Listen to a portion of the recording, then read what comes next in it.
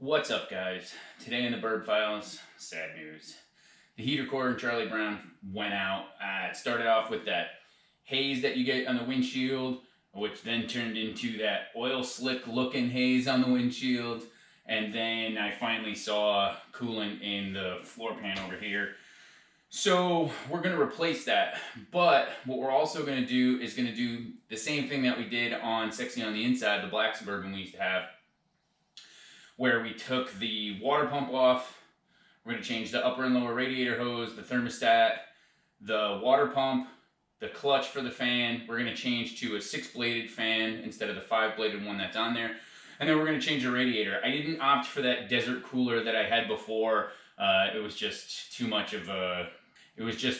customization for the fan shroud to make that work. So what I ended up doing was I just got the one that's equivalent to a OEM 4-core radiator. This happens to be a 3-core radiator, and when we get to that, I'll show you that while it isn't bad, you can see signs that it is starting to clog, and so obviously cooling capacity will go down.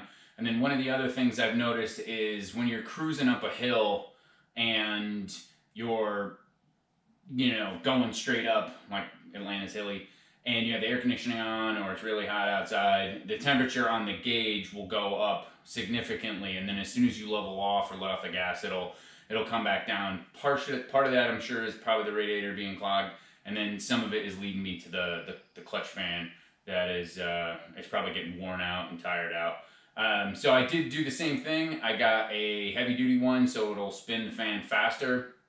One thing about that is that's why I'm replacing the water pump, because as the clutch spins at a higher percentage of the engine, with that much drag on that big fan there, you are going to, take the bearings out of the water pump a little bit faster. As you can see what we're drinking, so stick around and we'll get into this repair right now. All right, so here we are in the dash, or underneath the dash here of Charles Brown. So we do not have to take the dash pad, the dash off. What we do have to take is the glove box out so we can get to behind it, which we'll take care of here shortly. And then we have to take this portion off right here, and there's a bunch of screws to get in there, and we'll get into all that. And then we can take the heater core out. All right, step one to replacing your heater core. You can see I've already done it. I've already put the heater core in bypass. I left this rag here just to make sure no coolant was coming out of here. I've done this many times before, and this piece has typically been brass. This one was plastic, and I was kind of worried about that. I mean, it's really not doing much. As you can see, it's pretty kinked off right there anyway. But one thing you would have to do, and if you're going to do this, and the reason why I'm just going to replace everything in the cooling system is if I'm going to replace this and then change the coolant out, I might as well just do everything else anyway. So the first thing I would do is take off your radiator cap, obviously with a cool engine, not something that's, crazy hot, and let the pressure bleed off, and there's a petcock valve over there. Drain the radiator, and then you can cut these hoses off. Now, even after you drain the radiator, this is a high point, so you're still going to get coolant coming out of here. Like I said, we've already got this taken out of the loop, so there's no need for us to drain that. At the time, this was developing a pretty steady leak, and I was losing coolant. I would fill up the overflow, and it would just go into the cab there. So we'll get to all of that when we replace all of this. I also did get a tensioner and an idler because there is a squeal going on, and I don't know where it's from, and I have a feeling it's from some of the stuff associated with the belt, and it could also be, like I said, the fan clutch and all that good stuff. So we're going to get our razor blade, and we're going to cut that off, and then we're going to get into the cab and start taking everything apart.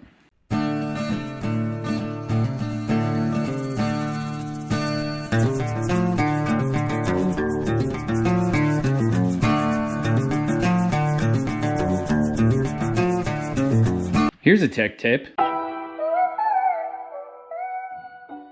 When you're working on a car, it doesn't necessarily have to be a Suburban, but if you're working on a car where there is something on a specific side of the vehicle, whether it be the passenger or the driver's side, try to get it to where all of your tools are on the same side as the repair, and that will stop you from having to walk around the car 700 times.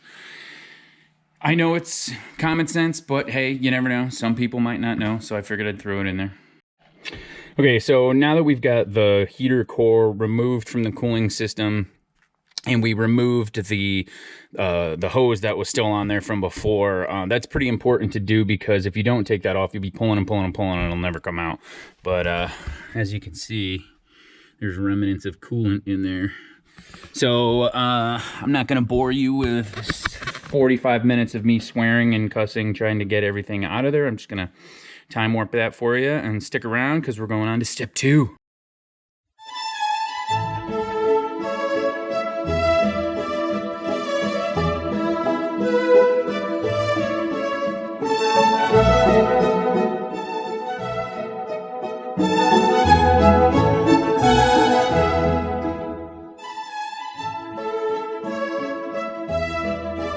All right, with the glove box out of here, you can really start to see what's going on. So right here is the ECU. That's for the truck's brains and whatnot. This is called the blend door, and then you have all of your actuators. Now, we are going to be paying particular attention to some stuff as we take it apart, because on the thermal control, when you move from air conditioning to heat or hot or cold or whatever, it moves all these stuffs in here. So what probably we'll do is turn everything to off, and then kind of just mark it to where it is, and then start taking everything apart. I'm not going to bore you with me swearing and getting all haughty-taughty, but I know we don't actually have to take the dash apart or anything, because it's all right behind here. And then when we get that out, we'll go over, you know, the blend door and all that other good stuff. So more to come, stick around.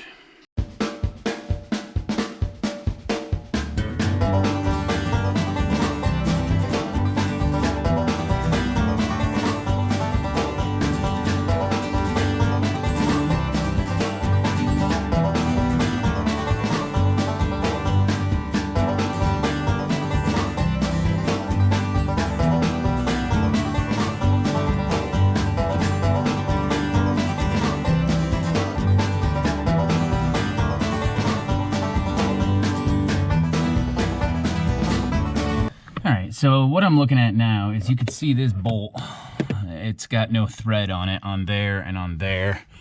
And then there's another one right there. You can see that. So those are inside the actual engine compartment.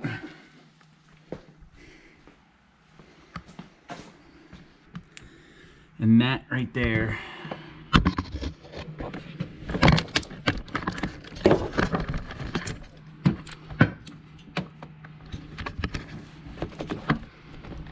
and this nut right here is actually what's holding the other half of the heater box in, and the other two are underneath there. So I think what I'm going to do is try to move everything out of the way. I might take this coolant overflow off, just kind of move it out of the way so I can get to those other two. Stick around.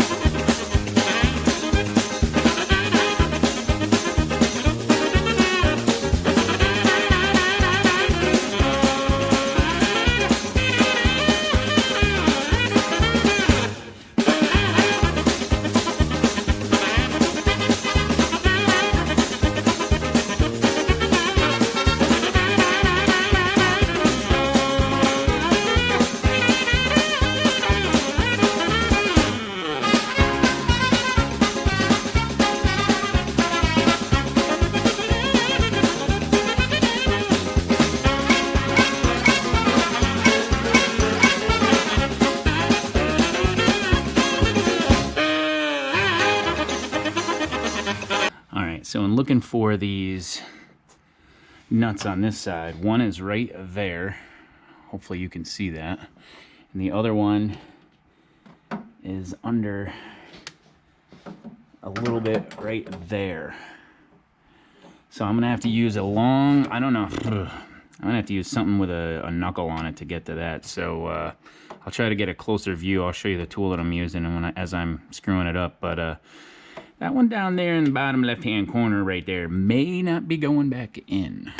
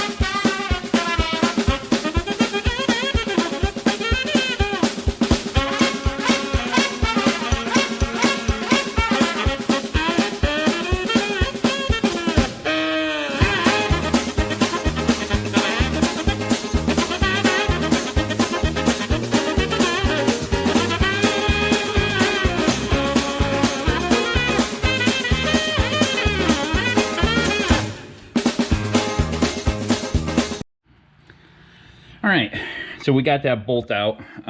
We started off using a really long extension on a 1/4 inch with a wobble. And then once we got it out a little bit farther, we just use a regular 3/8, I don't know where I put it, 3/8 wrench with a, or ratchet rather, with a regular 11mm. So now we just got to get the other one that's up under there, which is going to be a lot easier. And then we should be able to take the assembly out inside of the cab. All right, so we've got the 3 screws that are holding the box to the firewall, the studs that go through the firewall out into the engine bay. We got all 3 nuts off of them. This one was kind of a challenge, but with some ingenuity of extensions and wobbles and, you know, knuckles, it came right out. This one was fairly easy, and the one on top obviously was, you know, it was cake. It was sitting right there. So we're gonna pry this out, and we're going to mark, or at least try to remember, where all of our vacuum lines go for the actuators for the heat and the air conditioning. So here we go.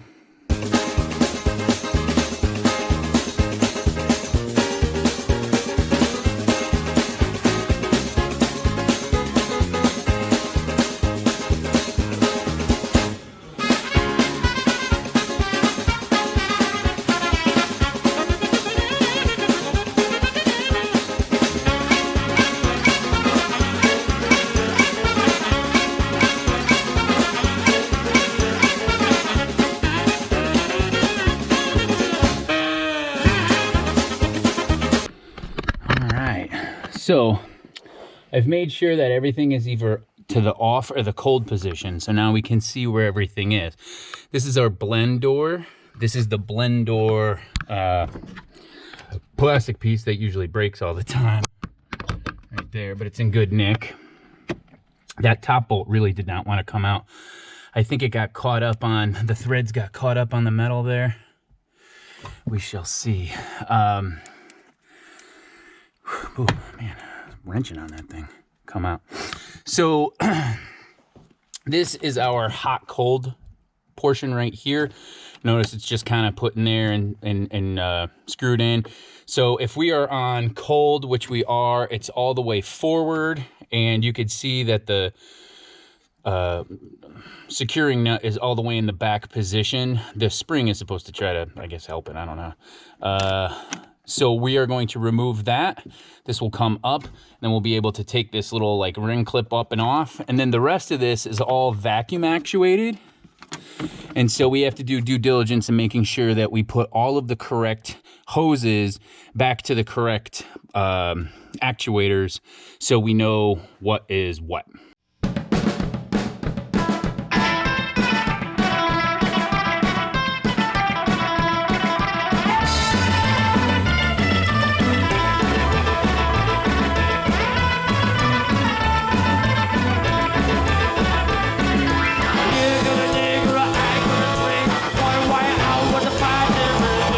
All right, so after smashing my hand or thumb rather, with a, whatchamacallit, dead blow hammer.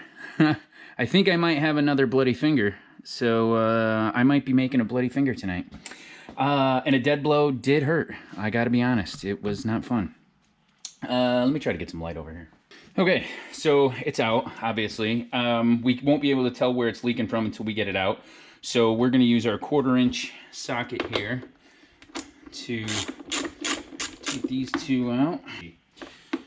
Also be a 1/4-inch.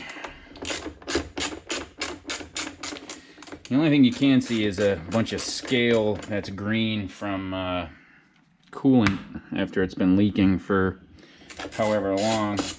The bad part about the heater core when it leaks is you may or may not see it for a while because it's a slow leak and you don't see anything on the floorboard from the heater core, and then it's almost like you don't see anything, you don't see anything, you don't see anything, and then all of a sudden it's a puddle. So that's kind of what happened to me. Didn't see anything, didn't see anything, didn't see anything, and then it was a puddle.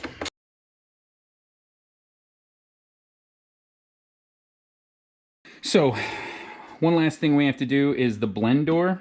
We actually have to take that out because this rod is actually holding this in. So we'll just take that out.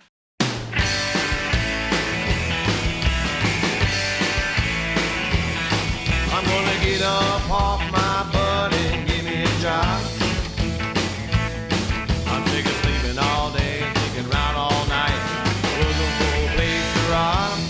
I ain't good at too much and I don't care if I fail. Okay, so what I'm gonna do is down here. So this is for the blend door. We know that that's gonna come straight up now that we've got all the screws out. This is the selector on where it would actually go. So, you know, whether it be the heat, you know, the defogger, the defroster rather, or down below up to the, or down to the floor rather. So what we're gonna do is take a pen, Sharpie, and we're just gonna kind of mark kind of before and after. And then we'll know it goes right in that spot. And we should be able to just lift up, pop that out. You want to be careful with this because how this actually works is there's a flat on one side of this rod, and you want to make sure that you don't ruin that flat or this thing won't spin in there. All right, so we got the blend door out. We also had to take the blend door assembly off of the actuator, and we pulled it apart. So we're actually going to take this outside. We're going to hose this off. Here's the other part. This is the heater core, obviously. This is coming in from the engine. Looks like it failed right around here. This is the lowest part of it. I'm not going to diagnose this and look for a leak unless I see something obvious. I mean, it's no point to me. So I'm going to take this nut off of here, this nut off of here, and this bracket back here. I'm going to pull it out. I'm going to try to clean this up a little bit too, and then I'm going to put it back in the car. I'm not going to film all that. That's not needed. And then we'll pick it up after we get that in. I might just time lapse putting everything back together. It's very tedious. It's not really interesting, but.